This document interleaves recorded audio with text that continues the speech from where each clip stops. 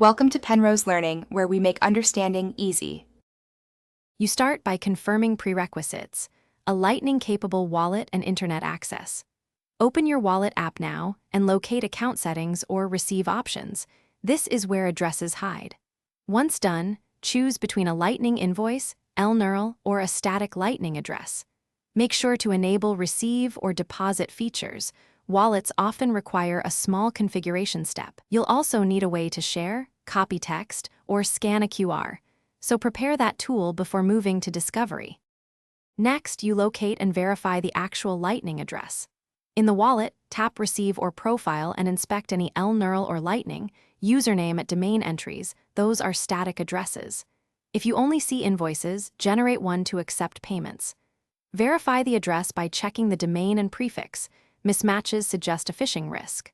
Once identified, test with a tiny payment like 1,000 sats or less. This confirms routing and fees without exposing funds to loss.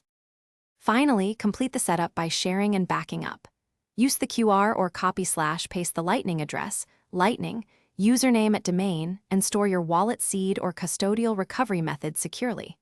Once shared, monitor incoming payments and adjust invoice amounts or expiry if needed. If something goes wrong, start troubleshooting. Check your node status or internet, confirm invoices weren't expired, ensure the domain resolves, and verify channel liquidity or receive limits. If persistent, restart the wallet. Thanks for watching. If this was helpful, leave a like and consider subscribing. See you next time.